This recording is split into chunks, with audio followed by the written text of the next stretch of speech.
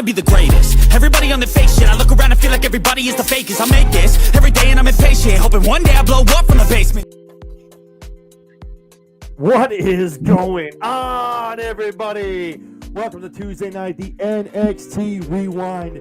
Thank you so much for joining us on this beautiful, beautiful Tuesday night. I am John Anthony, joined by none other but my boy, Mike Norton from the Mod Squad. Mike, what is going on, baby? Yeah, my brother. Happy to be here. Let's go. This is awesome, man. What an episode tonight for NXT to kick this show off, man. Damn, what a show. Wow, man. Coming off a Great American Bash, heading into Slammiversary this upcoming Sunday, man. I don't know if I told you, I'm actually going to be, I know obviously you're fresh out from being AEW All In. Real quick, how was it, man? How was it being there at that 6-hour pay-per-view? How was it this afternoon? Let me drop you the bad news. Let me take my shot for this. No. Take your shot. No, man. Look, you see all these flight problems everybody's having, even AEW stars. Stop. Look, my flight was scheduled to leave at, I believe, 10 in the morning. Yeah. At 4 a.m., I get an update that my schedule has been, or my flight has been delayed / canceled, and I need to look at the itinerary to pick a new flight, right? Right. I look at the flights they send me. The earliest they could get me there was 6 p.m. the day of. Mind you, I had GCW tickets for Friday. I was supposed to meet with Aaron. All in was early. It's no way getting up there Saturday at 6 p.m. works for me. So I argued with these dudes for 2-3 hours. The only thing they could tell me was to give me a refund and go to the airport, right? And potentially the airport can maybe do something, right? Okay. So I go to the airport. Man, I sat there so long, I fell asleep 3 times. I left, had breakfast outside the airport, went back to the airport just to find out that it wasn't happening. So I chalked up my losses. I gave away tickets. I made sure my co-host got the GCW tickets, and I missed the event. And I felt that I was the only one in America going through this, right? And then come to find out, it wasn't just me. Atlanta was crazy. That was the problem. I don't know what happened in Atlanta, but that layover in Atlanta went from WWE happened. WWE happened. Possibly. Well, I'm kidding. You might be onto something there, but truth be told, what they hit me with was it's not happening because Atlanta can't figure it. Basically, Boston blamed Atlanta, right? Of course they did. They said, get you there, like no problem. We have 4 or 5 flights for you to get there, but they can't guarantee they can get you out of that airport. And they have potential lines going out of the airport, so people are missing flights. Wow. I thought they was lying. And then I seen the video footage that it actually was happening in multiple states. There was lines going out the airport so people could get on their flights. And what's going on, Ariel? Thank you so much for jumping in. Yeah, but basically, I still got through the weekend. I feel like because I didn't get to go live, I got to enjoy all wrestling, which I took the good with the bad. And, God makes no mistakes. I see you every day. God is great, bro. Yeah, it's true. I agree with that. I wasn't supposed to be there. What's up, Casper? It is what it is. Maybe you were not supposed to be on a plane, man. Like, I believe, not to get all weird. And, like, obviously people, I believe with that, too. That's how everything happens for a reason, man. And the crazy thing, right? And this has nothing to do with wrestling, so I won't detour long. All-time favorite movie, La Bamba. I have no problem. Yeah. I have no problem ducking planes. So yeah. I like it. Yes, man. Get on it when you're telling me I can't get on it. So that's where we go. I mean, you want me to stay grounded today? I'm with that. You know what? I'm not gonna fight it. The fact that you went there too, and they were like, "Now we're good." You're like, I think I'm gonna take my ass home. You know what? I'm gonna go home. You know what? It's fine. Shit on TV. It's fine. I'm at my house. I got my popcorn and my alcohol. I'm gonna sit at home. I started thinking like, look, if I force my way on a plane and something goes bad, I'm gonna be regretting this. So let's Thank you, just, Jess Marie. let me just head home. Well, Me- listen, man. I mean, I know you got a refund for everything. I don't know, man. We can talk about this off the air too. This is quick. I didn't know you didn't go. This is Yeah, first to me, but man, listen. I bought tickets to Slammiversary 2 days ago, man. You should go. We should go together. Let me know, man. Shit, let's go. like I tell you, we can I'm go. going. We can go I'm Sunday. Shit, if you're available, I'm available. let me know. Because damn, it's a 3 hour drive. I don't do it by myself. It's just me going. So we'll I'm talk about it off air. available. But I'll let you know. damn. Well, I first of all, I'm sorry to hear that. Yeah, well, no, let me know. We'll talk about it. Because damn, going by myself is cool. Like, well, I'll meet people, but going with someone else too. Like, we're gonna talk about the TNA card. It's looking so, awesome at Slammiversary. They just added seats yeah, into the arena for this show. They're selling so many tickets, so I'm pumped for it. I think it's gonna be great. Um, people are talking about the NXT TNA partnership. What's it been doing? What's it been doing? They're about to sell the USB arena, man. It's gonna be nuts. So, we'll talk about that. Maybe we'll get together. We'll head out there and take in some for sure. Slammiversary shit. Do it. Awesome.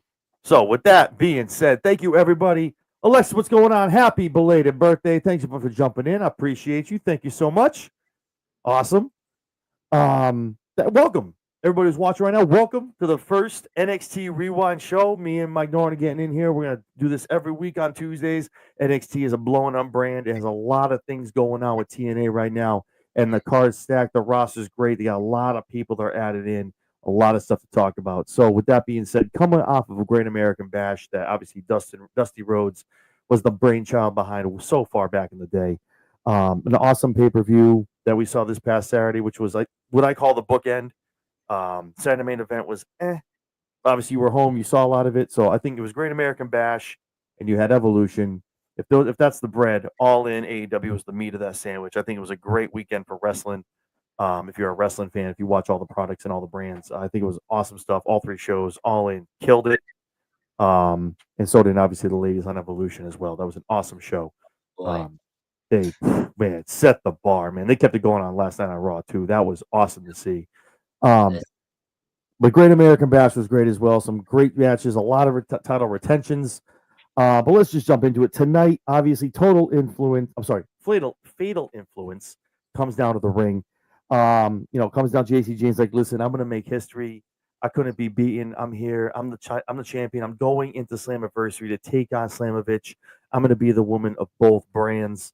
Before she can get all of that out, obviously here comes Masha Slamovich. She comes out and says, listen, the only reason you have that belt is because obviously Monroe helped you out, hit Jordan in the back, and obviously you're sitting here as the champion. But when we get to TNA Slammiversary, this will be a whole different story when I get you in the middle of that ring. And then it was funny because me and Aaron were talking about it. I don't know if you saw it, but on Sunday we were talking about Evolution. And Aaron from Aaron Loves Wrestling, good friend of the show, for myself and obviously Mike. He was talking about as far as Sol Ruka being the speed champion on Twitter for WWE. And he said, why isn't she bringing that title out to the ring? It doesn't make any sense to me. And then lo and behold, tonight comes up, and Sol Ruka's like, wait, only two title champion in the company? Wait a minute, hold on. One spins around, and real quick, she didn't stop. She kept spinning, but you saw it. You saw that WWE speed title. I tagged Aaron. I took a picture. I was like, she listens to the show. They heard us. She knew. She showed it for everybody to see. Obviously, Sol Ruka is the speed champion over on X. it's a nice doing it really is too. It's nice. You have the little color on it because it's the stop. It's like supposed to be the stopwatch or like the speed meter. I like that. It's an awesome belt. Yeah. So obviously they get into it. Sol Ruka and Zari get in there. Everyone's fighting each other. Come to find out, obviously, later in the main event, we're going to have a 6-woman tag. Fatal Influence taking on Slamovich, Sol Ruka, and Zari. Your thoughts, real quick, because I know we didn't talk about it. You weren't on the show. Let's talk about as far as JC Jane walking out of Evolution with the belt, obviously with the help of Blake Monroe, and then Masha Slamovich and JC Jane heading into Slammiversary title versus title. What are your thoughts? JC Jane's development has been pretty impressive. I feel like there was a few spots she got a little shaky, but I could see she's coming into her own on the microphone, and she's obviously doing what she needs to do in the ring. The match, I'm gonna be biased. I'm a Masha fan, so I mean, Same. I believe, yeah. So I believe Masha should win this match. We don't know if that will happen. I'm not gonna make a prediction, but I'm highly intrigued with the match. The also another thing that I want to point out in the promo, JC is not gonna have a squad or a stable soon for much longer if she keeps jabbing them. So Yep, exactly. She's always yeah, jabbing him. Always, yeah. always.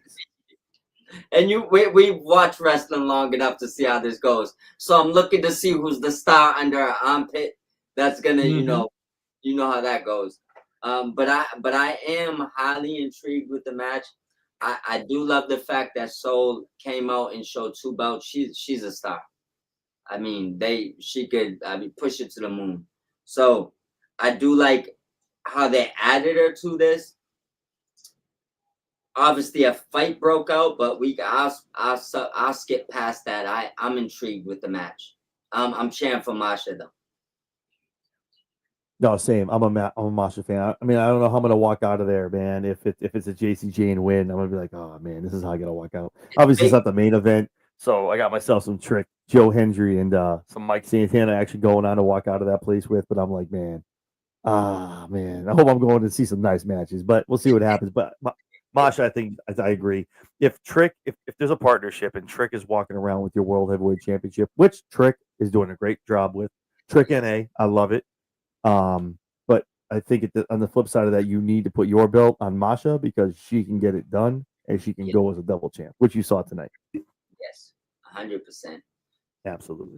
100. And this either way though, no matter how this goes, this is big for both companies. Mm-hmm. I know there's been, could just say a lot of jabs over the partnership, but we got to let it play out. And this, I think this is Masha's turn where they're gonna put a WWE strap on her. So if they do that, this partnership is looking gold right now, in my opinion. Yeah, I agree with that. And a lot of people were saying that too. Like, what's going on? There's some other talking heads out there. Like, what's WWE doing to help out TNA? What's WWE doing? Are you kidding me? Like, they had to add seats, and that's not some BS. I bought my tickets, so I saw what was available. I went on. There's more seats available now. They moved the stage back, and now there's little, like, when you go on StubHub, the little like areas that become like there's areas by the stage. They moved it back. Like, that's wild to me that there's that much more. There's that much demand to get people in there to watch this event. It's gonna be crazy, man. It's gonna on both sides, TNA, WWE, NXT. It's gonna be great. Obviously, as we go down more of this card and what happened tonight, there's a lot more stuff coming down the pike. So I think it's gonna be an awesome event, awesome pay-per-view. So I'm glad I got my tickets early because I guarantee they're gonna start spiking. So I'm happy. Yeah, for sure. Obviously, tonight they've been talking about we have the one last ride match, triple threat between the D'Angelo family. We get a little walk down memory lane with D'Angelo first debuted in NXT and his little soliloquies on the bridges talking about family and being put in here and it's time to make NXT time to put NXT on his watch. Shows kind of the maturation for him coming around and being getting himself into matches and getting into the roster, which I can remember very fondly. So very, very cool stuff, man. I think out of all this, we'll talk about when we get to the triple threat. I think with the one last ride moniker, I think somebody gets their call up. Yes. It might not be Tony. I think Tony's ready. I don't know. It could be Luca. I don't think it's Stax yet because obviously Stax has the Heritage Cup, and we'll talk about that as we get to the triple threat. I don't want to jump the gun too much, but it could be Luca because he literally was like, "I don't need any of you. I'm solo. I'm done with this. I can do this myself." And he could also be up. He can also go up and do not a manager, kind of a manager thing, kind of a, the paralegal thing to somebody else up in NXT. I mean, WWE on Raw or SmackDown. So we can see we'll see what happens. But we'll talk about that when we get to the triple threat. So speaking of Slammiversary, speaking of the main event of Slammiversary over in Long Island this upcoming Sunday, we have Joe Hendry, we have Trick Williams, we have Mike Santana. Love me some Mike Santana, man. I've loved Mike for so long. LAX, the whole. I met the both of them a couple of years ago. They are fire. Those bros are beasts, man. I love them. They're so cool. So cool stuff, man. They're taking on Dark State. And if you remember, Mike, I don't know if you were on the show, if it was Big Mike, I don't remember who it was. I talked about Trick being the leader, the low key leader of Dark State, and have them coming out helping him win the title. This is like what 3-4 months ago. Yeah. And the fact that Ava's talking it into fruition and putting it out in the air, she's like, well, everyone's kind of thinking you were the leader. And he's like, what? What you talking about? No? Ah, man, that's just crazy stuff. And she's like, well, you wouldn't mind facing him then. And he's like, oh, hell no. And walks away all pissed. And you're like, oh, there's some smoke to the fire. Look at that. I see you. So those 6 get it on. Great match. Great match. Hendry, Williams, and Santana doing their thing. Dark State, obviously, those boys are beasts, man. When they bring them up, I know it's supposed to be like, we talked about it a little bit, the Shield reboot, done under the Triple H the Triple H kind of era now, with that kind of being the new Shield that Vince had. They were great. Everything was going awesome. And finally, Hendry and Santana slide out, and they're like, yo, hold up. The system. Yo, bro, the JDC, Eddie Edwards, bro. Oh, they're all coming down. Holy shit. I'm like, yo, you got to stop this, man. I cannot take this on. I do it on Thursdays. I got to do it on Tuesdays now. Damn. I popped for Eddie. I did for Eddie. They rolled out. I was like, Eddie Edwards, shout out. Let's go. And JDC, everyone knows who he is, man. If you don't know, man, Fandango, let's go, baby. Like, damn.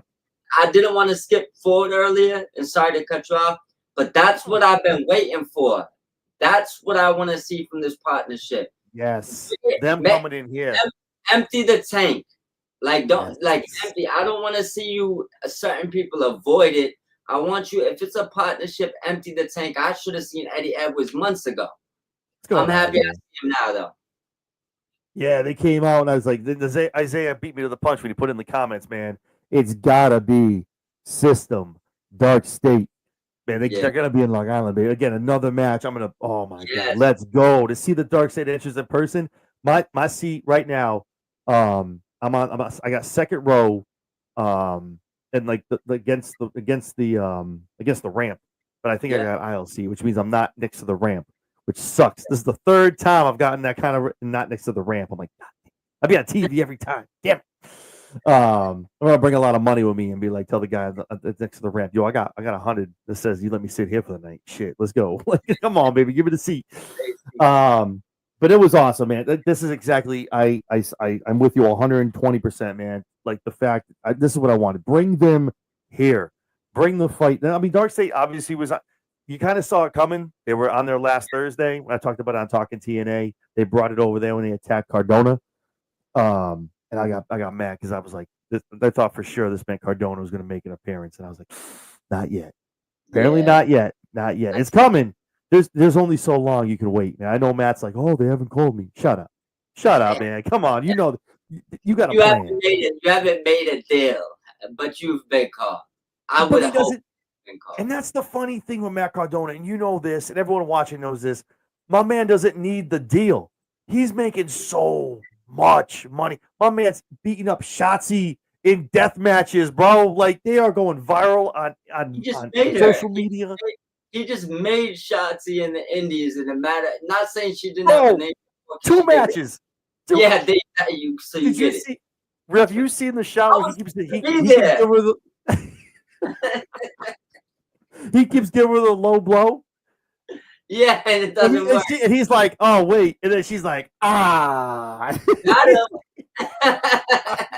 He literally put up on X. He's like, yo, Shotzi doesn't have nads. Damn, I messed up. Yeah, that is great, man. I don't know, and don't get me wrong. I feel like I don't know how WWE hasn't thrown a huge off at him to let him just be Matt Cardona on TV. You have to.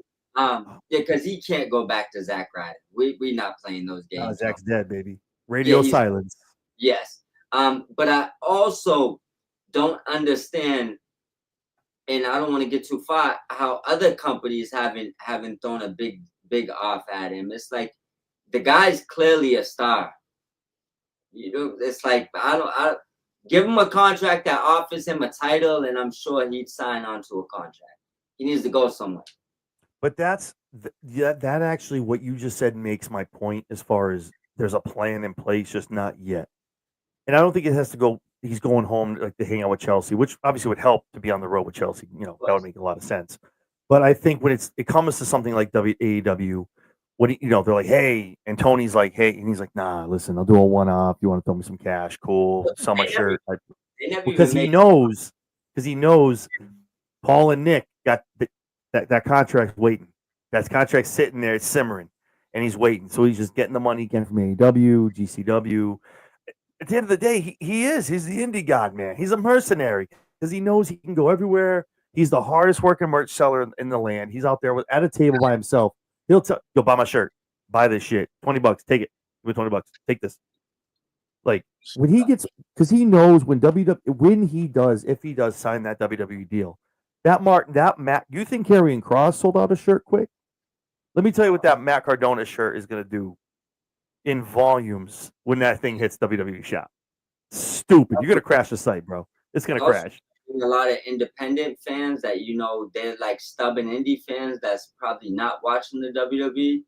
It's going to bring a lot of them back because Matt Cardona. I just got to look at it like this, right? I don't even think AEW made him an offer, and I think they probably knew he wasn't taking it anyways. He's the one up. Yeah, like he even said it. He never got an offer from him after that Ninja Turtles entrance. I thought for sure they was giving him the belt, and yep. Yeah. So all I'm gonna say is shout out to Matt Cardona. I know that he could do pretty much whatever he wants, but right now he is the Meg in a small pond. Not saying that there's not a lot of good wrestlers, but he's the Meg of the independents. He's not signing a contract to be a small fish again, and it's not happening, and I respect that. No, not in the least, man. And that's the thing too. Like it's like I said, he knows you can. Matt Cardona is probably the one dude. There's probably one or two other ones that aren't signed anywhere. He can sit down, look. I don't know who does the contracts, whether it's Paul Levesque, whether it's Nick Khan, I don't know. Yeah. But Matt Cardona can sit down a seat, and they go, okay, XYZ, here's your contract. He goes, you can shove that. You may shove that. Yeah, he's like, do you know what my merch is going to do for you in the first 30 days on your site, and what you're going to sell in the first 15 shows you have my merch at? And they're gonna go, yeah, you know what, Matt, you're right. Let's up the offer. He's gonna be like, yeah, thank you. That's what I thought. Like, cause he knows now he can throw his nuts on the table and be like, look what I've done over, bro. You get out of here with that weak shit. You know what I'm gonna do for you. Yeah, exactly. He's like, you know what I'm gonna do for you, merch wise, in house, online. Dude, the ratings are gonna spike, but as soon as I make that debut on whatever brand you put me on. Like he really has all the cards. I think if I was somebody in a promotion, not necessarily being like what's what I'm looking for, intimidated, but you got to come correct to this man. Like you got to have the right stuff for him, and know who you're dealing with. He puts his wife's the posts he puts up about Chelsea, not even WWE. He literally like the post goes so much more viral when he reposts it. She did you can look, but you can't touch. And Matt was like, well, what about me? Can the broski touch? And she's like, you can touch, Matthew. You can touch. And they're like already 135,000 views. WWE's got to look at that and be like, this guy's generational. I'm going to tell you the other thing. I'll give you another card he has on the table, and I know he's smart enough to know this. Mm-hmm. The minute he steps into that company, you're going to cross-brand something. He's going to boost Chelsea, too. So yeah, absolutely. So he's gonna not only boost whatever he's gonna make for money, a quick little Chelsea and Matt T-shirt, a couple of segments, or maybe you pair them.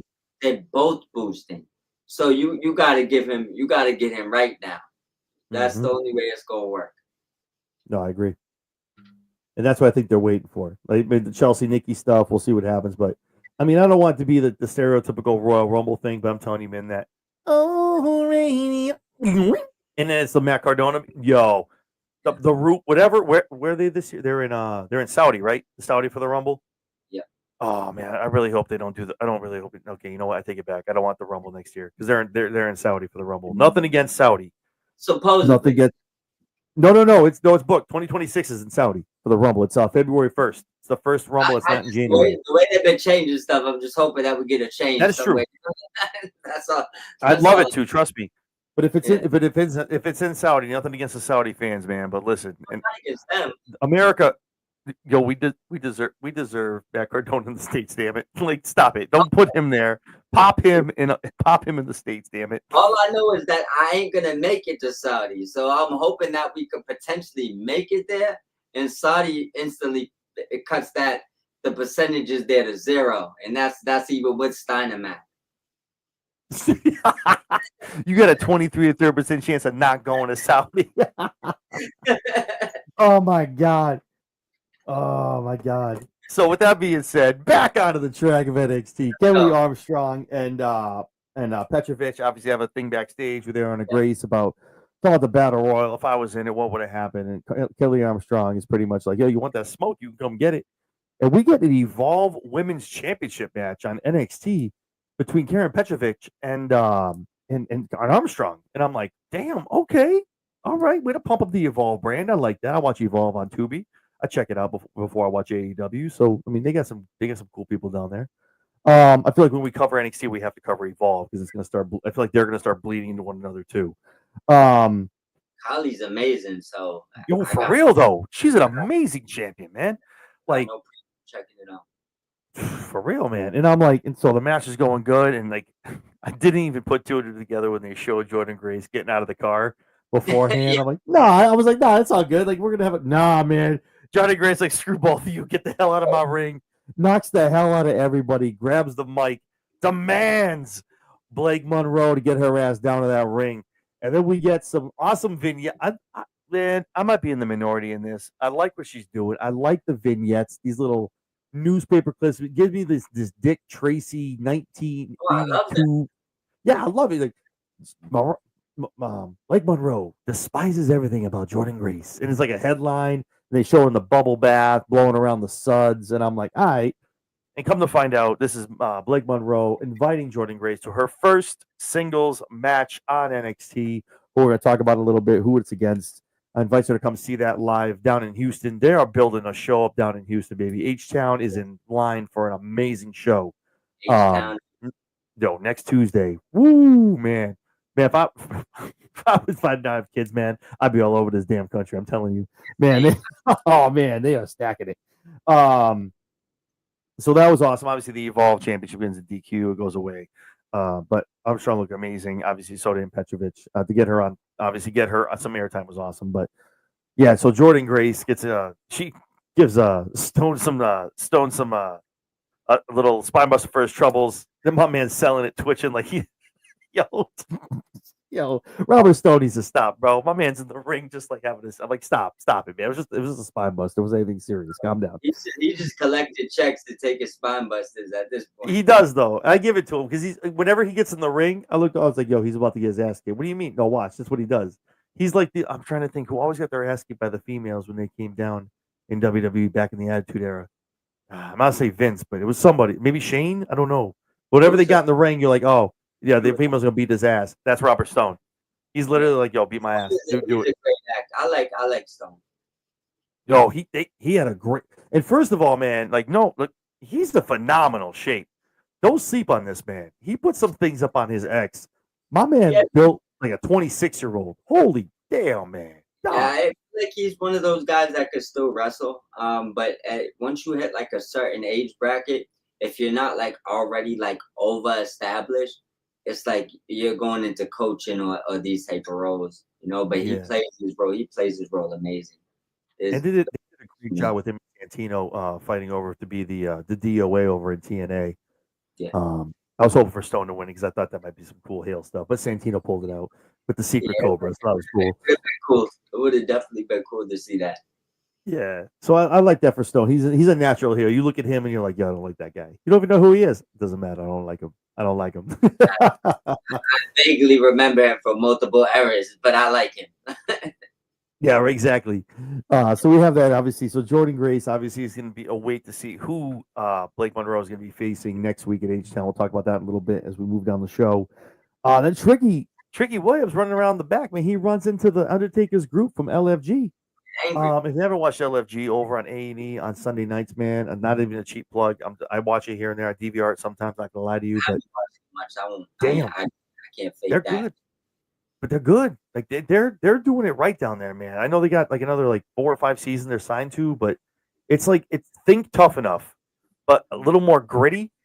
And obviously, I'm sure some of it's for TV because it's Bully Ray, and he likes to play it up, and so doesn't Taker and Booker T. I like the look that they had when they was back there. They look like they're almost there. Like they got good looks for what they had there. Yeah. So I mean, I'm definitely interested in tuning in. I just haven't. I think I caught the first episode. That's it. Yeah, if you get a chance to tune in, like I said, I'm not just like cheap plugging it, but it's Yeah. not bad. Because I went in kind of a little skeptical when I watched season 1, and season 1 was good. And then I saw they signed up for like 5 more seasons. And I was like, okay, here we go. But it literally is. It's tough enough, but it's think. I think I said this a couple months ago when it first. Think tough enough. And if you watched it, watch Ultimate Fighter from UFC, and put them together, and that's what you get. You get the coaches kind of talking that ish. Kind of being gritty on the talent, and obviously we don't know how much of it is actual, how much is scripted. It's again, not looking forward to seeing the Unreal TV show that's coming out with Triple H on Netflix, but I don't know how much of it is scripted or whatnot. But be fair, I did see the clips, the viral clips from Unreal. Yeah, the bully stuff, Taker. So I have seen stuff from it. I just haven't caught the full episodes. I will check it out though. Yeah, it's worth it. I mean, it's not for everybody. It's good stuff, but if you watch it just to be there to watch comedically, and there is some good stuff there, and I'm sure they are teaching these kids the ropes.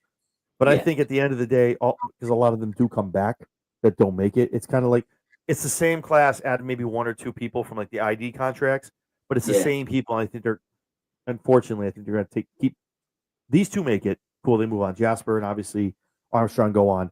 So then, I'm sure they might already have the 2 they want to win, quote unquote, and they're going to keep moving them up. But it gives you that 7-8 weeks to kind of get them up, get them out. It's at the end of the day, and this, it's a processing plant. These guys are great. We put them out, get them into the roster, get them over, get them known.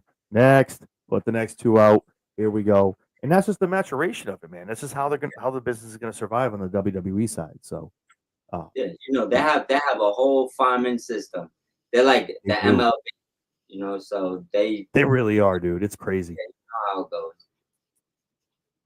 So then we get that in the back, and obviously Trick kind of tells them all off. I don't know what take y'all sees y'all in anyway, man. What the hell y'all doing back here? I'm out. Yeah. Taker makes the call. You hear the music going off, man. American Badass looks at the phone, and come to find out, we'll talk about it as we go on. But Taker's coming down to talk to Tricky, come to talk to Trick Williams, regardless if he's TNA champion or not. Next Tuesday in H-Town, baby, you got yourself some Undertaker Trick Williams showdown stuff. So this show is I'm so pumped for this show, bro. Anytime you can see Taker is a good thing. I had to take a second look. I'm not gonna lie to you. I pulled up Google. I had to see it. I thought AEW was on a Tuesday night. I was like, wait a minute, are they doing Dynamite on a Tuesday? Why are they stacking this show up on Houston? I had to pull it up and went, oh, okay, no, it's not the okay. I'm sorry, I had to because I was like, yeah, Taker. Damn, they're doing a 6. Wait, what the? Wait, what is going on? I was like, oh no, they're on Wednesday. Damn, okay, it's just a regular. And this is all without counter programming. Let's go.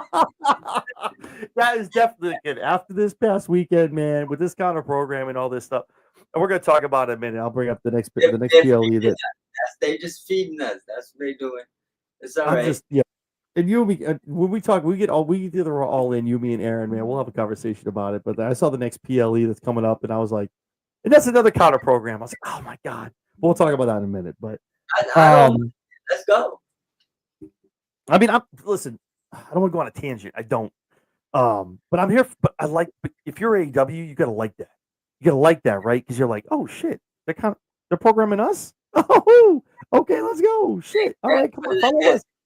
They said you was a competition, but they're somewhat acknowledging you. So thank you. Just keep swinging. Just keep swinging. That's Don't what I worry keep about saying. If you're an it. AEW fan, which I know you are, Aaron, is a lot of people that I do this with, and a lot of people that watch.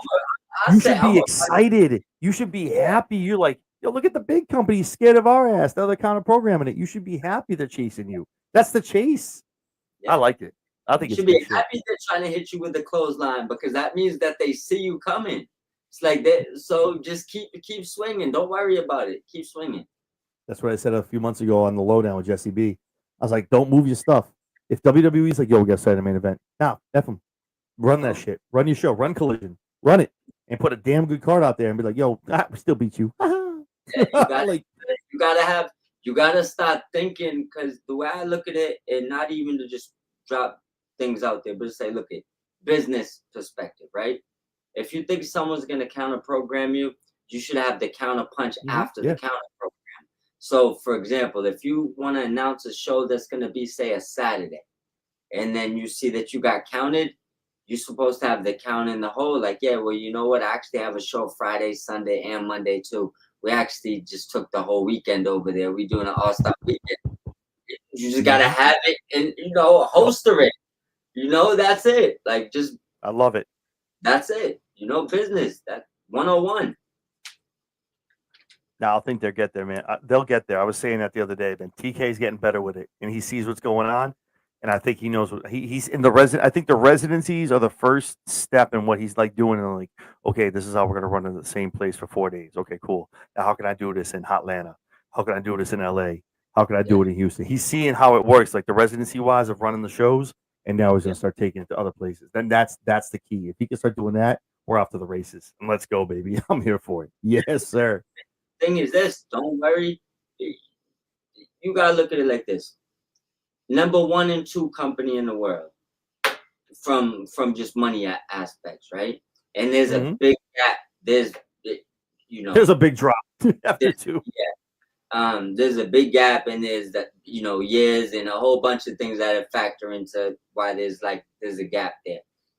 But if you can get through the point of them the part of them counter program, and they realize it don't affect you, they'll stop doing it, and that's when they'll realize, like, all right, let's just focus on us, because they so don't when someone's counter punching you, just figure a way to get out of it. Don't fall from it. Just get out of it. You know what I'm saying? Keep swinging. That's it. And I think they will, man. They're coming out. And I think they're figuring some things out over there. So I'm excited to see it. And then we get into the part 3 vignette of obviously the rise and the fall of the D'Angelo family. This is obviously with Rizzo and Testafino was added to the bunch.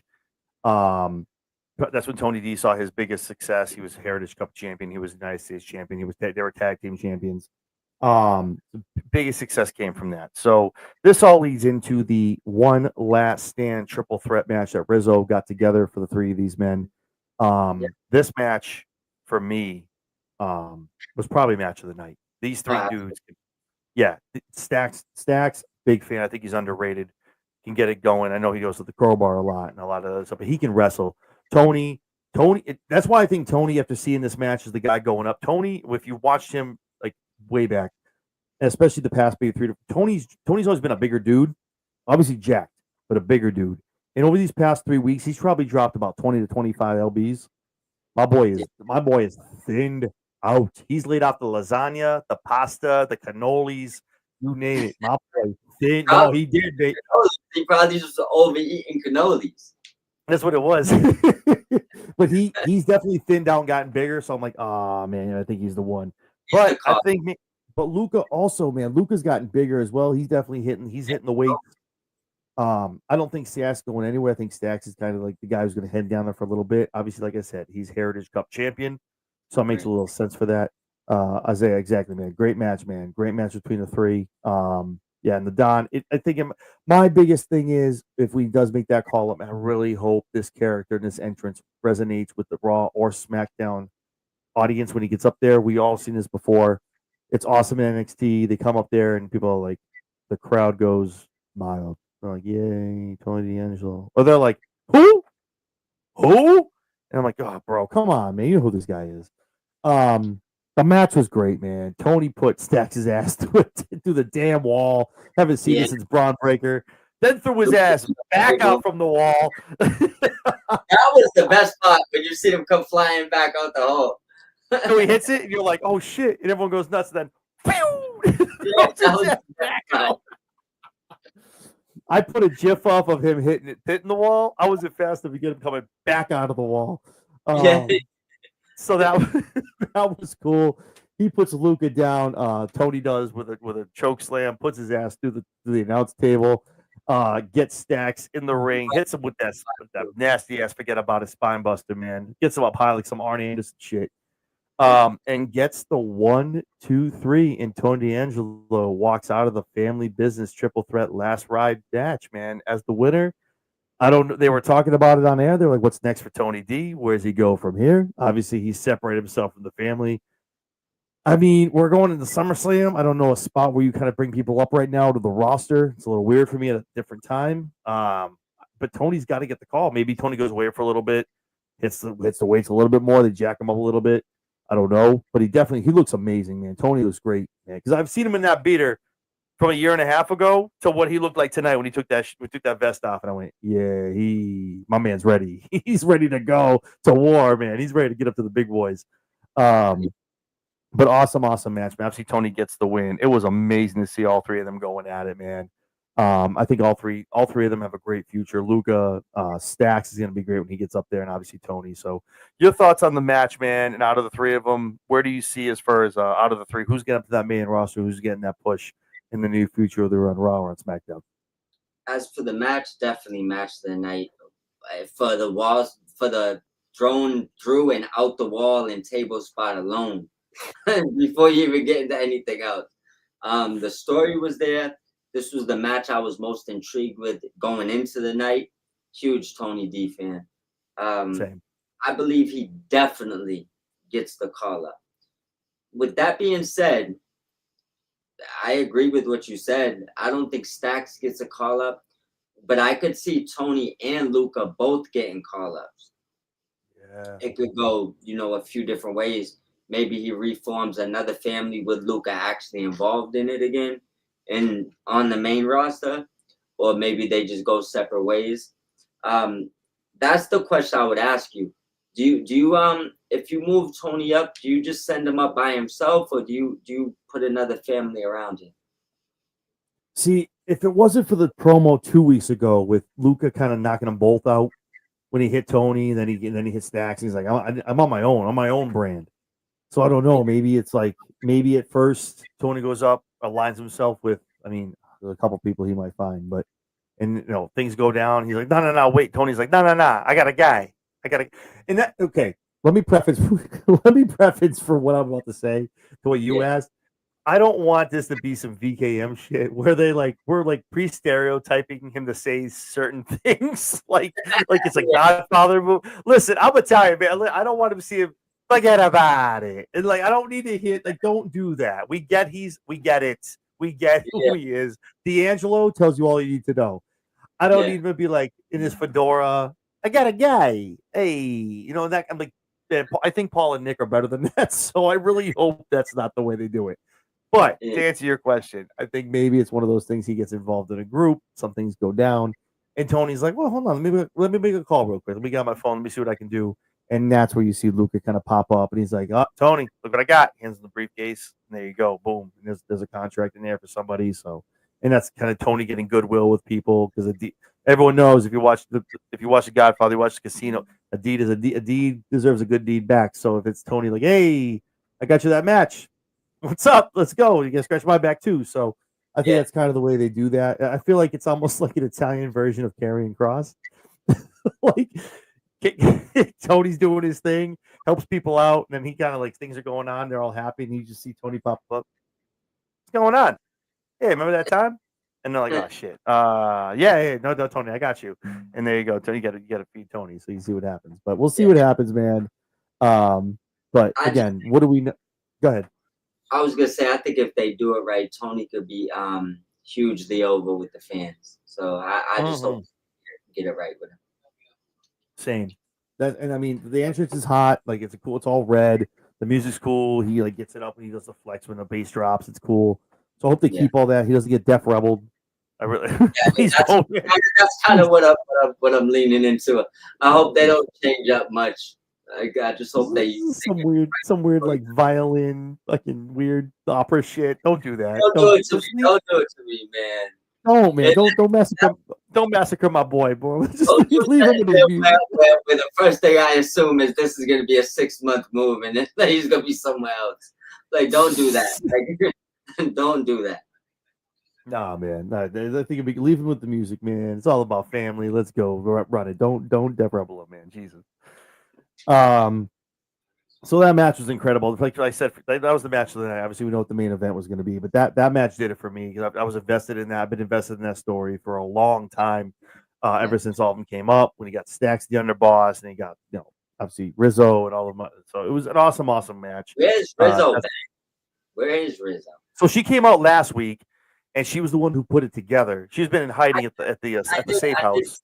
I did see that, but I expected her to be ringside like during this match or like get involved somewhere. Nah, she's disgusted. She's so mad that they blew it all up. So actually, it's funny. I didn't think of her. To answer your question you asked a little while ago, Tony, if he goes up, you might see Rizzo with him. That's one of the people I was thinking about. Yeah. Because she's so disgusted. She's like, you guys killed this family. And they all argued over at the table. She's like, you know what? That's why I set up this fatal 3-way. So this triple threat, so y'all can figure it out. Because even if they go up just him and her, he can recruit family members or even, new talents or whatever. And I hope it's not just Italian dudes on the roster, man. Jesus. Yeah, I don't mean like you got to do the Godfather family. No, I know, but I'm hoping they don't go that route, man. Learn from VKF. Don't do that. I don't need an LWO. No offense to LWO. I love it. I get it. Don't change them too much. Don't change them too much. That's what I ask. Yeah, please don't. Jesus, please don't. Please don't. He could because like you said, he really honestly. I'm not just saying I'm a big fan, but he could be really old with the crowd, man. He resonates with a lot of people, Yeah, and people like to hate. The Godfather movies, everybody loves those. If you want to go, it's actually take a look at your shirt. Actually, if you want to go away, that's the way you go. You go because everyone you don't like but you like Scarface like that. Be the guy who's like ride the line. Be a Randy Orton. Ride the lightning bolt. Exactly, like the a tweener. Like you don't gotta be be right in the middle. Yeah, that's what I like. You cross him, he'll feed you to the fishes. But if you're a family, he'll help you out. Exactly. He's equal opportunity. Yeah. That's what we need.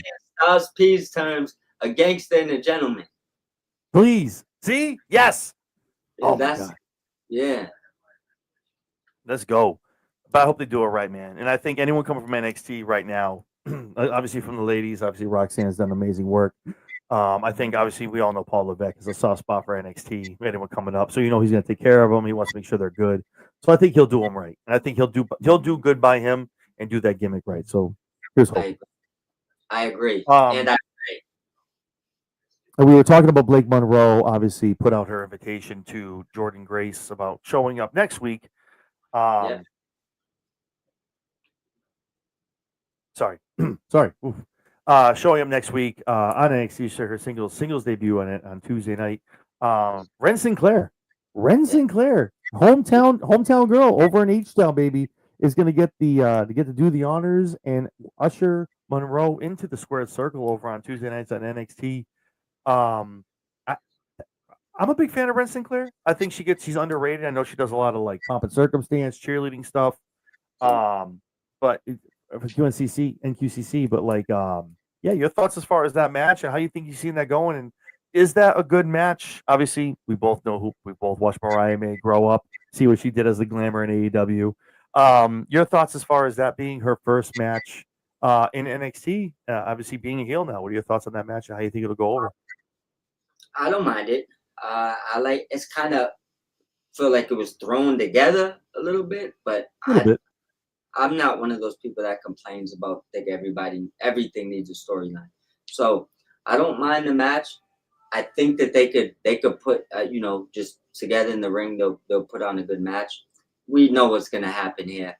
And inevitably, I think I got attacked for telling people this last week.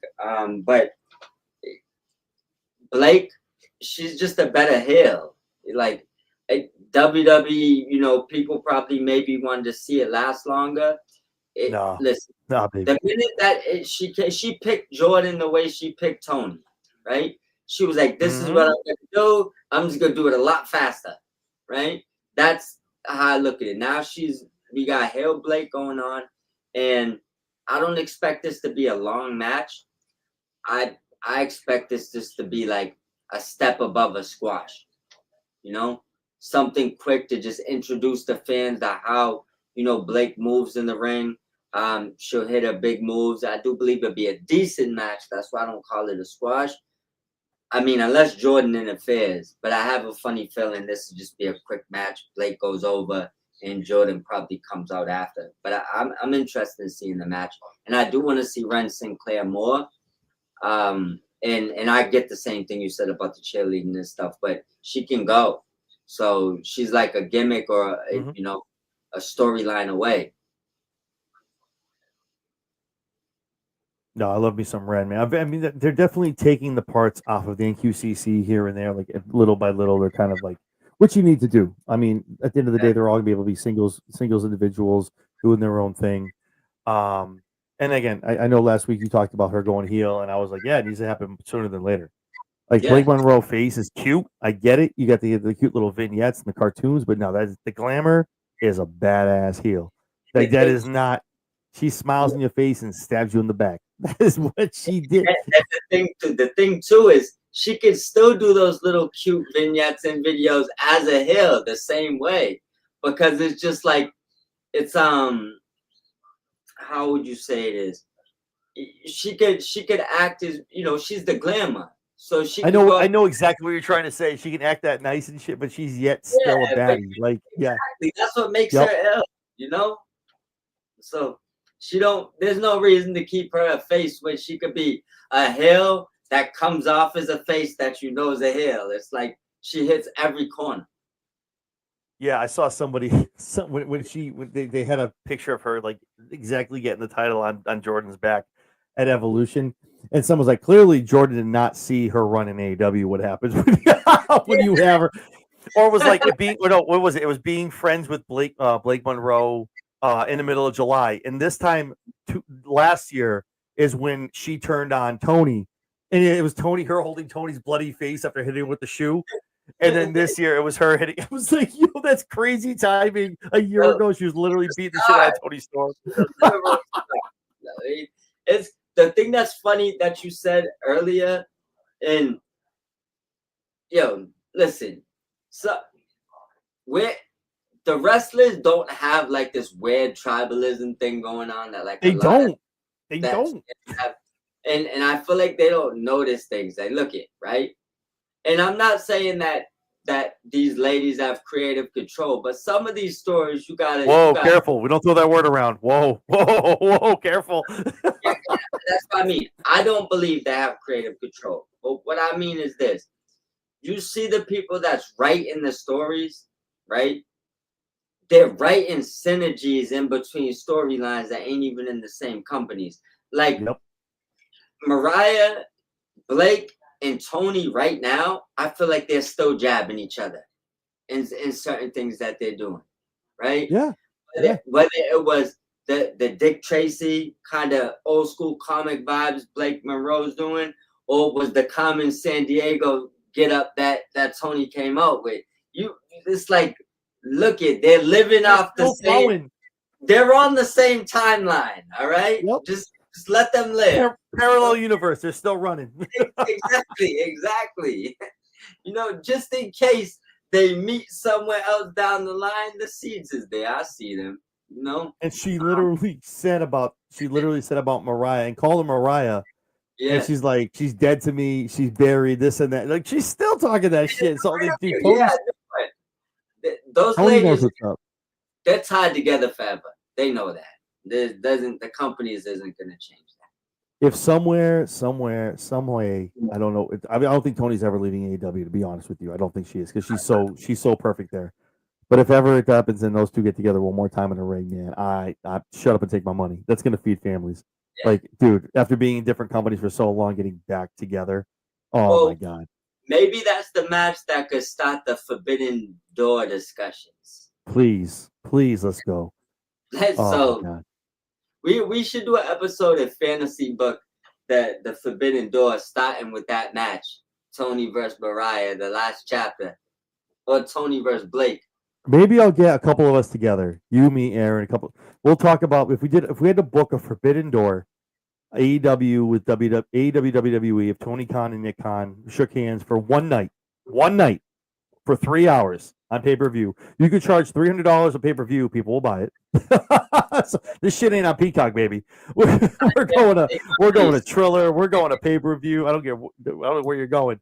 But one night only. Tony Khan and Paul Levesque, they bear the hatchet. Like, okay, I don't give a shit. We don't give a shit. Let's make a shit ton of money together.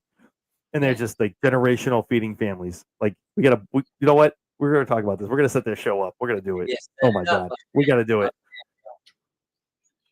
Oh my god, yes. I'll come up with. I'm gonna get in the lab with that. That's good. You said that. But I like it. I'll come up with like 12 matches, and we'll talk about how we book it and how we get it done. Awesome. So obviously that's next week. Ren and Blake Monroe. Blake's NXT singles debut next Tuesday in H-Town. Man, H-Town is cooking, man. They're eating good down there next Tuesday. That's going to be a hell of a show. Taker being down there the whole nine. Josh Briggs comes out and kind of just, man, taboos. This man, he had some dom heat. He could barely get his lines on. He just kept pushing through. I give it to him, man. He really just kept pushing through pretty much how Yoshi. Yeah, dude. Like, and Yoshi, is a better honorable man than him. He's not honorable. And Yoshi didn't do what was needed to do when you get this time. Tomorrow's not promised. When you get a shot at the NXT Championship, you got to do what you got to do. And here comes my man, the ruler. Oba comes down and he's like, yo, you need to shut your mouth, bro. Like, I'm sick of you. Like, stop it. Like, you don't know what you're talking about. I'm sick of it. And Josh is like, hey, listen, man. Like, I'm not an honorable man. And Yoshi slides in. He's like, yo, shut up. Listen, man. Listen, I'm going to do what I need to do, but I'm going to do it on my terms, and I'm an honorable man. And Oba's like, that's why he gets a rematch. And Josh is like, no, you want a rematch with him because he's not going to do what it needs to get done to win that belt. And Josh pretty much, him and Yoshi, Yoshi and Josh have to go back and forth. And pretty much Josh throws it out. He's like, listen, you know what? Fine. You're so confident. Give me a triple threat match next week. The NXT Championship. All three of us. Let's go at it. Let's see who wins some stuff. They all go at it. They start beating the hell out of each other. Obviously, Josh hits Yoshi with a back elbow. Oba slides out. Those two get the tension between the tag team that they have. Again, H-Town is eating this week. They get an NXT title match. They get Blake Monroe. They get Undertaker. Jeez, man. God, Jesus.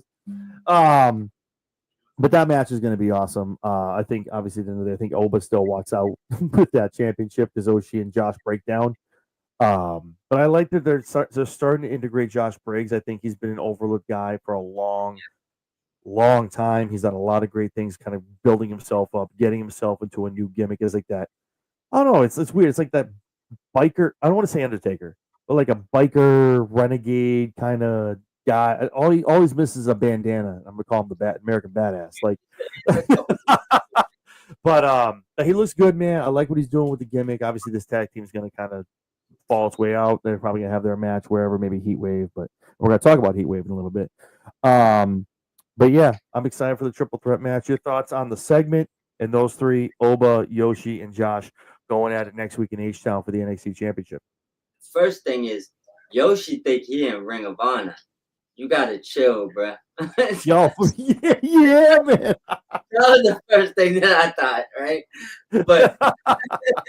But and not even the new Ring of Honor. I'm talking about the old one where everybody the had old one. Yeah.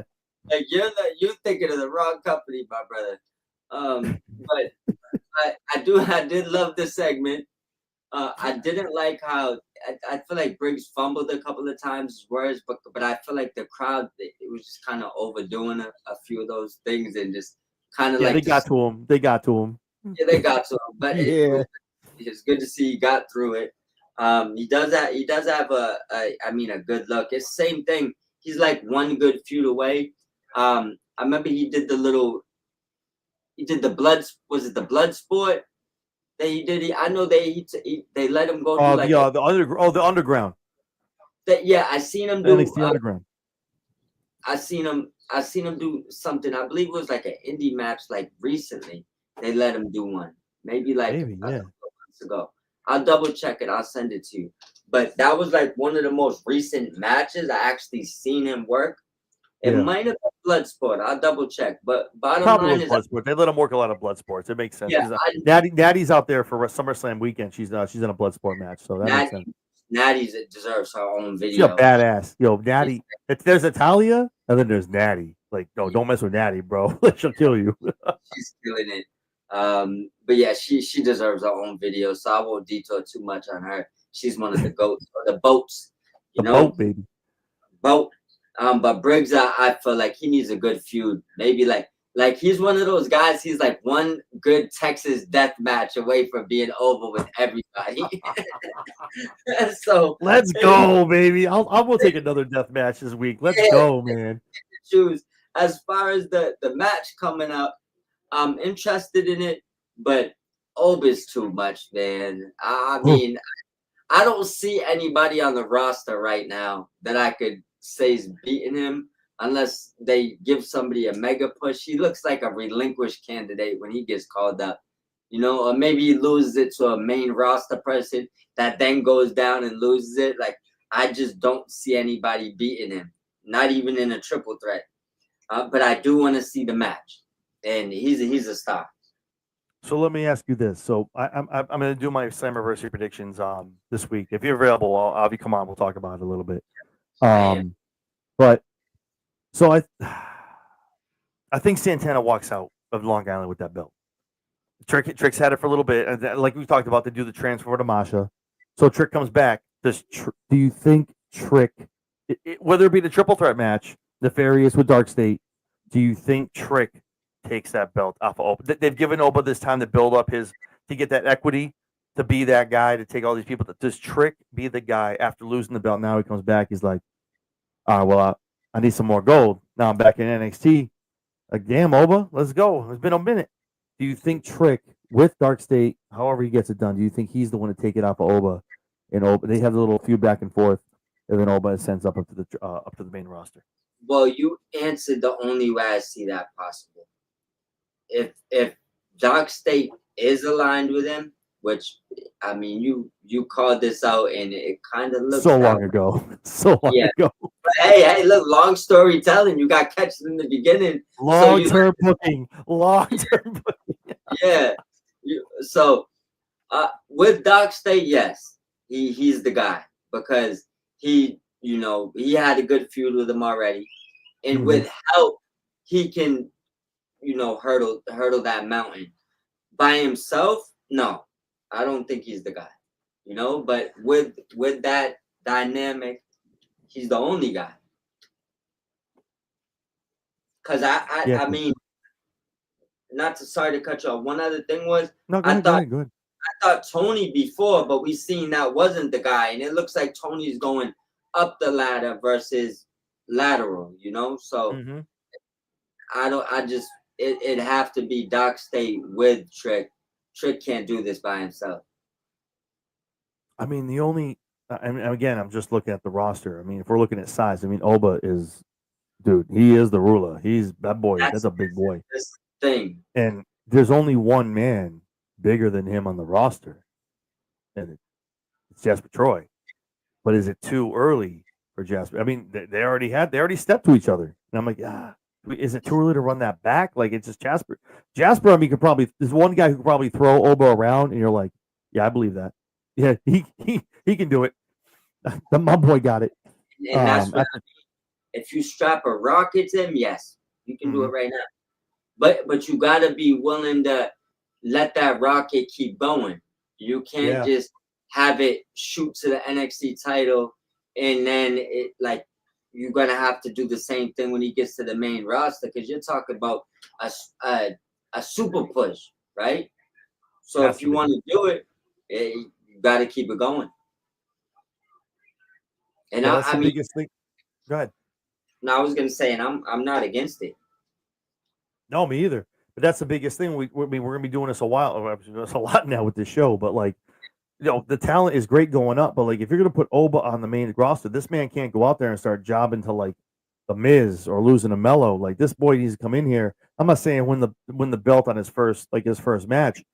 But he needs to come in and put Cody on his ass, or like he needs to put Gunther like through the ring, and like not necessarily maybe takes him up maybe 2 or 3 matches. But he's go. You can't like, okay. Well, Oba was just a generational NXT champion. He's coming up, and now he's going to go against Sami Zayn for the IC championship. What? No. What? No. What are you doing? No. That's not what we're doing here. No, he is way past this. You like totally to your point. You got to go up and invest in like he's going to come out here when Cody's like, all right, there's no one else here on SmackDown that can take this belt. I need to see someone. Yeah. And here comes, and I was like, oh my God, it's Oba Femi. And Cody's like, I've seen you. I know about you. I've seen I know what you're about. I've seen you. And then him and Cody go at it, and Cody does the rub. You know what I mean? Like that's the investment, like you just said. That's what you need to be doing. But when these guys come up, if we're just doing this just to feed them to these other guys, I'm like, God, what are you doing? That just hurts them. And I think that's why Oba's still champion. And think like this. Don't get me wrong. We're not saying do this with every NXT champion, because there's exceptions. There's like, smaller wrestlers and certain things where you could kind of put a reason behind it why they're basically resetting when they get to the main roster. Right. But not with Oba, not with a Jasper. If you're gonna push them, it's like these guys need to go right to your top 2 title picture. Doesn't mean you got to give them the belt instantly, but they need to be along that tier of people. They can't start over. It just doesn't look right. Yeah. And Jasper, I'm okay with, man. If he was to get a call up, to Raw or SmackDown, and he gets a debut, whatever, and he knocks out, again, booking things, right? Jasper Troy is the one guy, I feel like in the next 4 months, whatever he does in NXT, Heat Wave, Survivor Series, whatever, he's the one who comes up and hits Fatu in the mouth and takes that U.S. belt from him. And he's like, oh, you thought you had everyone up here to help you out. That was bigger than you. You thought you had it on everybody else. Not me, though. You ain't got it on me. And Jasper knocks it. And Fatu's like, oh, shit. Who are you? What? And he takes his belt from him because, you know what I mean? That's the kind of way you want to go. Because him and Fatu in a match, take my wallet, man. Shut up. Damn, bro. Just give them 8 tables, a couple of chains, some kendo. Slim Jim tables. Yeah, just call it a day. What I meant with Jasper is like, if they're gonna have him be the one to beat Oba, you gotta go to the title picture next too. It's like, yeah, you have to. But like now, I would have no problem with them calling up Jasper and developing him on the main roster. But if he's the guy that beat Oba, oh no, he's instantly got to be one of those guys. Like instant, especially if you're talking 1-on-1. Not like maybe you do like a 6-man match and somehow Oba loses without being pinned. Cool. But if you're saying 1-on-1 and he beats him, he has to be on that level. Maybe we run ourselves a gauntlet. The WWE gauntlet. The WWE gauntlet, not the AEW gauntlet. Nothing against either one. I like both. I like I wish they would call. I was saying the other day when I was watching it on Saturday. I would wish they would call it something else. I wish it wouldn't be called a gauntlet on AEW, because if they all come out, it's like a glorified battle, like a Royal Rumble. But like, I don't know, man. Don't call it a gauntlet. Call it something else. And that's not taking anything away from it. I love the concept. I love it. I do. How like you can lose in the first match or all the way down, but everyone's gonna get to the ring. There's no way the third guy's gonna lose. Everyone's coming out. I just feel like it's like a glorified battle Royal Rumble kind of thing. You're calling it a gauntlet. I don't know. I just wish they were called. I just wish to give it a different name. That's all I'm saying. But I like it though. I like the concept. I love it, man. It was awesome. Again, shout out to AEW. I can't do it enough, man. All in Texas was an amazing AEW man show. It was awesome. All the matches slapped. So before we get to the main event, obviously, Fatal Influence taking on Masha and Zaruka. We had Ethan Page shouting out July 1st, Canada's independence. July 4th, America's independence. And obviously Saturday, Great American Bash. My man retaining against Ricky Starks. And an amazing amazing, no holds barred around the arena match. This brought me back. This is when I hear no holds barred and anything goes, falls count anywhere. This is the kind of match I think about that I play in 2K, that I've seen back in the 90s, that we used to watch in WWE. Like, this was a falls count anywhere. They went around the ring, they went around the arena twice, and then brought it back to the guardrails, to the tables. My man's giving the Ego's Edge through tables. Like, obviously Jasper Troy got involved. But what a match between Ethan and Ricky, and I talked about it too on the prediction show. These two have such a chemistry, obviously from AEW, doing things over there, coming over here. It was bound to see the two of them getting involved with each other for long-term stories, because it's what they did before, and they have such a great chemistry on the mic, in the ring, and what they do together. It's awesome to see this. I think at the end of the day, when Ethan does get this call up, people have rumored him to be the Plan B guy. In the Seth faction, we'll see what happens with Seth being injured. But at the end of the day, I think Ricky gets that belt back, and I think Ethan either goes. Ethan could be a guy to beat Oba. He could be. Just saying, because Ethan has that mind. He has the mental things, and he's great in the ring too. So he has that that mind control he'll get you with too. But we'll see what happens. But I think at the end of the day, Ricky gets that belt back. But what a match we saw this past Saturday. Ricky with an amazing promo. I'm sorry, Ethan with a great promo. Your thoughts as far as, I know we didn't talk about it this weekend, but your thoughts on the Great American Bash match between Ethan and Ricky, and your thoughts for the rivalry in the next couple of weeks, how you see that playing out. Sorry to cut you off, right? Did I tell you I applied for the Squid Games? Like the reality show? You applied for the Squid Games? The reality show. Yeah, no, I seen that. Bro, I just got the email. You win? It's been like 2 years. I don't know. I might have got casted. This guy, we got a damn celebrity on our show right now. Jesus. Yeah, right here. Look, I just got that. The right back says, "Hi, Squid Game registrant. We are writing you with exciting news. It says season 3 of the Squid Game challenge is now casting. If you're still interested in applying for season 3 of the Squid Game challenge," it sent me the link. It said, "You already submitted an application. No need to reply." So I don't even got to send another one. It says global applicants should receive word soon. Best of luck. It's been 2 years. It also says on the first one, don't expect the email back because so many people submit. So I might have just got to stage 2. Ooh. I'm gonna put a GoPro on your ass and do that shit live, like, yo, we're watching my boy over at the Squid Game. That's I like it. 4.5 million is the top prize. Don't let me get on there. I'm knocking it off the park, bro. Yo, don't let it me is get a hell of a show, man. Damn, I will give it. That is, yo. I binge watched season 1 and I applied instantly right after the reality show. I just applied to it. All right, man. Well, damn, best of luck. Shit. I applied for a million other things and I never got the email. But look at this. Look, I don't know if you can see it. That's wild. Ah! If you can see it at all. No. It's come. No, a little. Like, move it up a little bit. Like, move the phone. No, move the phone up. Like, tilt it. It's like not. I can see it. All right. Look, I'm gonna make it awesome, bro. I'm gonna send you the. Damn, Mike from Kicking Out at 2 says good luck as well. Shit. Man, listen, I get on there, we'll be up. Trust me. That's a lot of money too. Shit. Facts. But I'm gonna send you the text. Let's get back. My bad for going all the way. No, hey, you celebrate that. That's some good shit. Damn. I'll be pumped too. That email for almost 2 years. That's lit. That's awesome shit, man. I love that. All right, but go ahead, my brother. So back to man, your thoughts as far as Ethan Page, Ricky Starks, the rivalry so far, and how you see that kind of ended up at the end of the day. Like, who's getting what and who's getting the call up first, Ricky or Ethan? Ethan gets the call up first because I don't think he needed NXT at all. I think he did them a solid by going down there and just building things up. Mm-hmm. Ricky, I plan on him being there for a bit. I'm not sure if Ethan's gonna be the plan B, but I mean, definitely with Seth getting injured, it puts things into.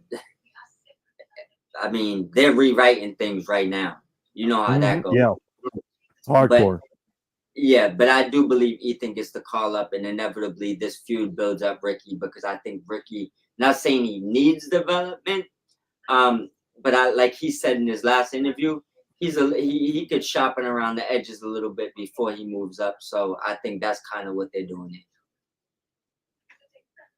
Yeah, I like it, man. I mean, both of those guys, I think they could have went straight up to the main roster, but we've talked about it a lot of times. I've done it on the Raw Rundown, on the Shakedown. We bring them up. Right now, I think the John Cena retirement tour has kind of locked up SmackDown. So far for these past 6-7 months, and I kind of no one. I mean, we'll see what happens tonight to a SummerSlam, baby. I got my tickets, I got my hotel, I'm ready to go. I'm ready to see QB1 get that ball back. But we'll see what happens as far as after SummerSlam. I think kind of makes a little more movement for the belt and the title and things like that on Fridays and Monday nights.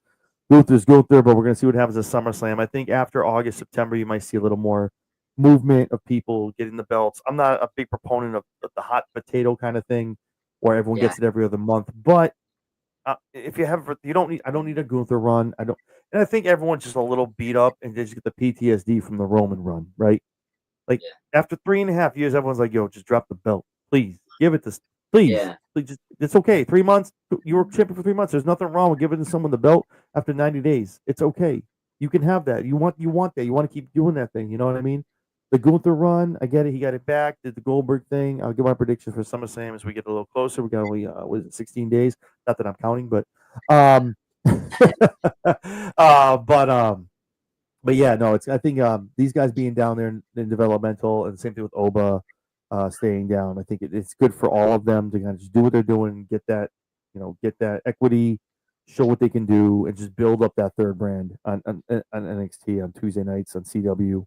But I agree with that. I think Ricky and Ethan did some favors by saying, "Yeah, I'll go down there. Okay, that's fine. I'll go do what I can do on Tuesdays. That's fine." They were building at the CW, and they were like, "Yeah, I'll go help you out. I'll get some ratings. We'll do it. We'll get some name notoriety down there." Sean Spears too, man. When this culling thing is over, you need to pull Sean up too. Get away from that 10 stuff and put Sean up here as the character you have now and the one you had. And you know what the funny thing is? And I don't want to go too far on the tangent. I know we've been getting like a little over an hour now. We've been talking about the Cody heel turn, right? Yeah. We saw the tweet. Cody set himself for maybe a year out, maybe 3 years. We don't know what's going to happen. Yeah. Who are the two names off the jump who are going to join Cody in the heel turn? Sean Spears. Yeah. Ricky Saints. Off the jump.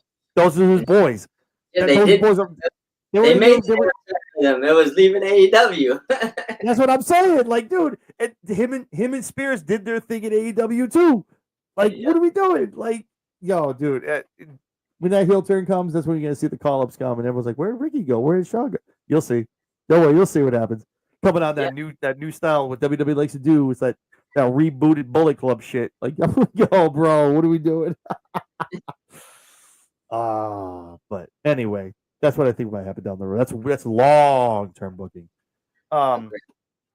Yeah, that'll be good. Obviously, we found out a lot of stuff going on next week in H-Town. Before we get to the main event, obviously, we have the three-way dance for the NXT Championship. We have Blake Monroe making her in-ring debut against Ren Sinclair. So I think next week's show is going to be awesome. Obviously, can't wait to talk about it after the show. Some awesome shows coming to talk about the next couple of weeks. Glad we started this when we did. So we get to the main event. 6-women tag. You got Fatal Influence taking on Masha Slamovich and Zaruka.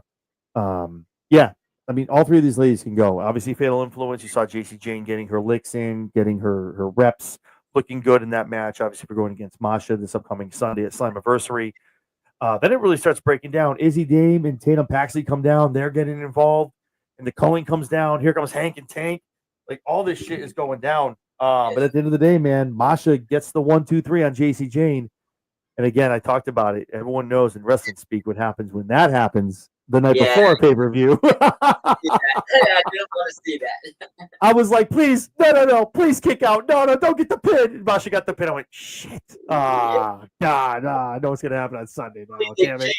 narrative. Hopefully they change the narrative on what's supposed to God, happen. I hope they change it, man. I hope it's like an all-out assault. You know what happens when you get the pin the week before?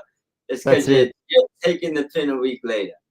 And that's the thing too. And I really, again, nothing against JC Jane, but again, the partnership and everything else going on. Trick Williams has done an amazing job. I think he's done a great job as TNA. He's gotten his licks with the TNA Championship.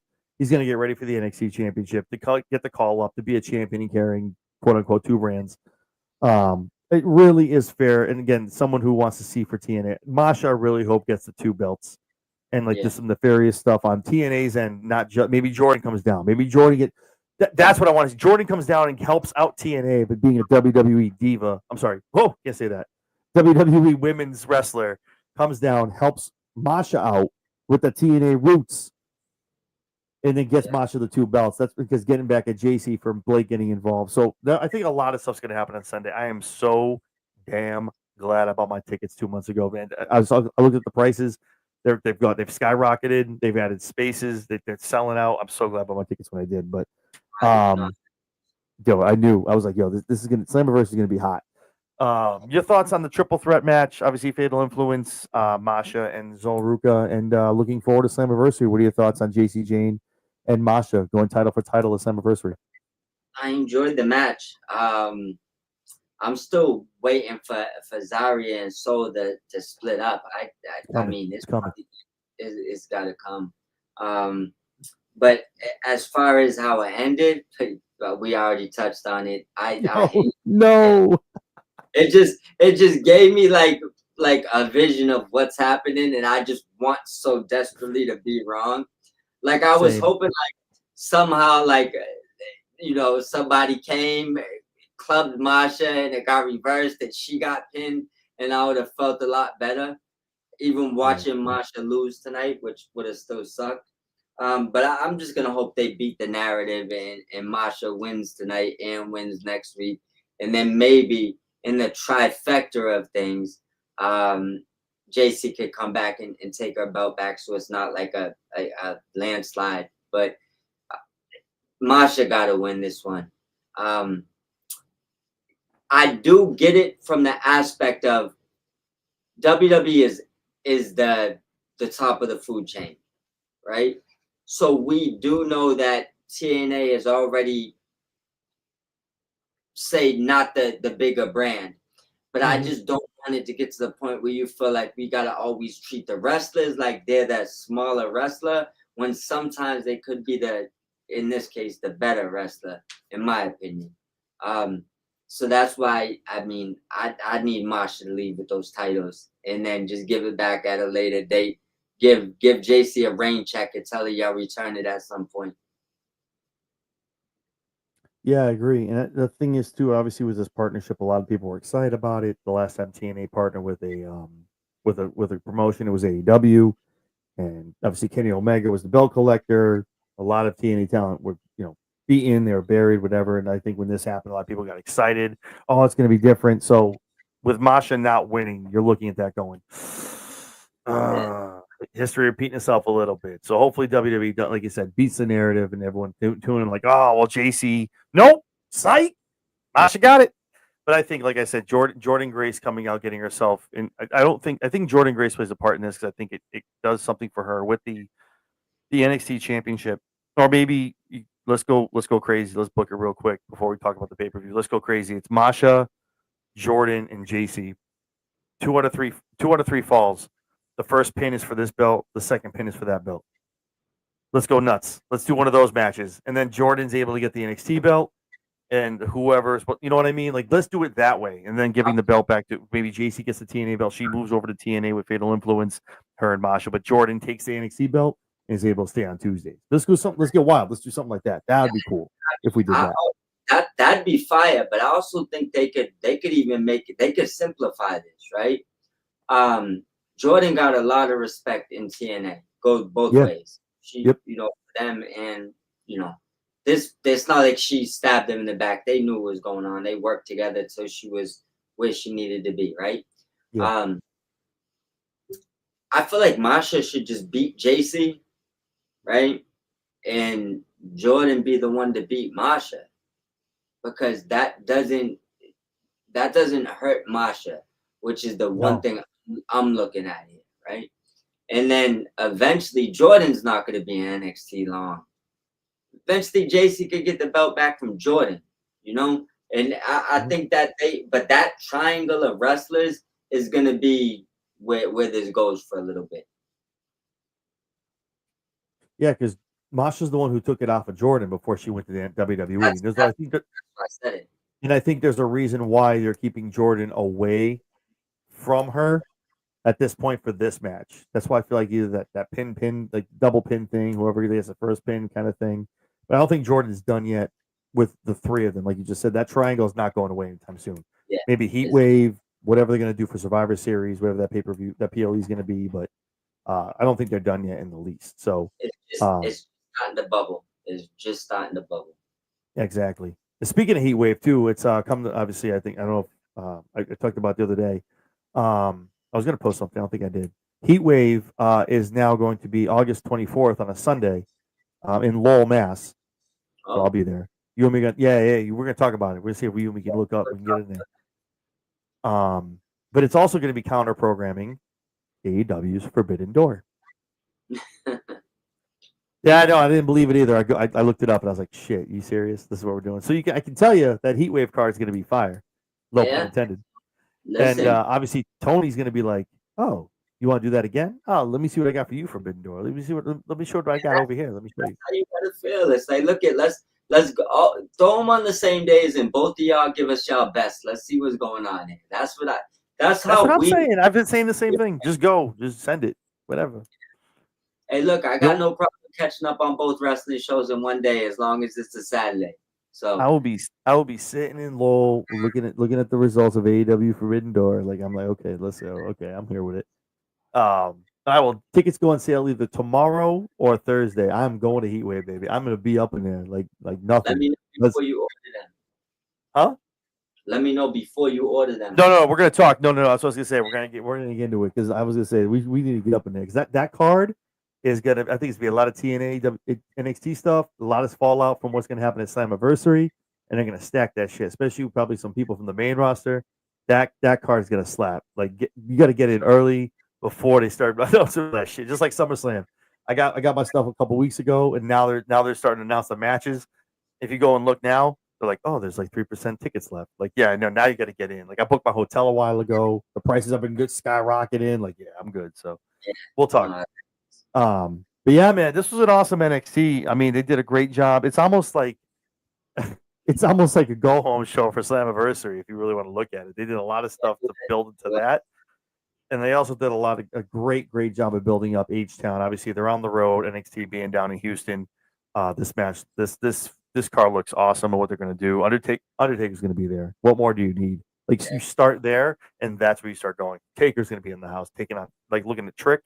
So we'll see what happens if Trick's a champion or not. But we'll see what happens. Yeah, man, this is awesome, man. This just shows great. I appreciate you coming on board to do this, man. And we're gonna be killing it for the foreseeable future on Tuesdays after NXT. So I appreciate you, man. You give me a reason to look forward to Tuesdays outside of NXT. That's it, babe. There's not many shows out there doing NXT, man. I mean, I think we're up against. Let's be honest about it. I think we're up against like JD from New York doing the Tuesday Night Titans with the Solid Monster. But there's not a lot of shows out there on Tuesday nights talking about this stuff. So, if y'all are checking this out and you see this, you like what you hear, man, definitely come check us out. We'll be here every Tuesday immediately following NXT. So, let's go. Absolutely. With that being said, obviously, for those that don't know, that haven't seen my man Mike on my station before, Mike, where can everyone find you on the socials, my man?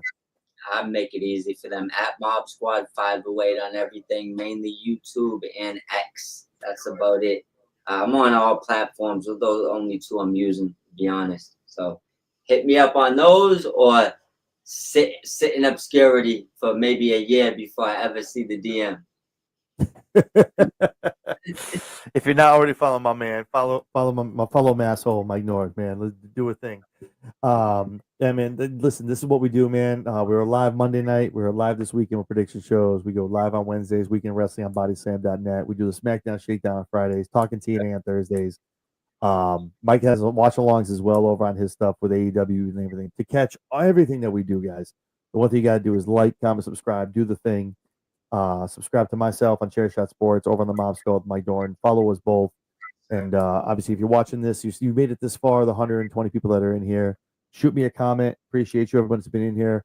Isaiah, Mike from Kicking Out of Two, appreciate you guys as always. And do me a favor, hit me a thumbs up. Lets the YouTube algorithm know, man, this is some good stuff. Shares us out to everybody else. Helps me, helps Mike out, and everybody else in the Chair Shot Media Group. So, yeah, man. Obviously, I'll be doing a SummerSlam prediction show. I'll see if I can get together with you and me getting in here talking about it. And yeah, every Tuesday moving forward, immediately following NXT on the CW. Check out the NXT Rewind with me, Two Stooges collaboration, myself and Mike Norton. So we appreciate you guys tuning in. Mike, always a pleasure, my man. Likewise, my brother.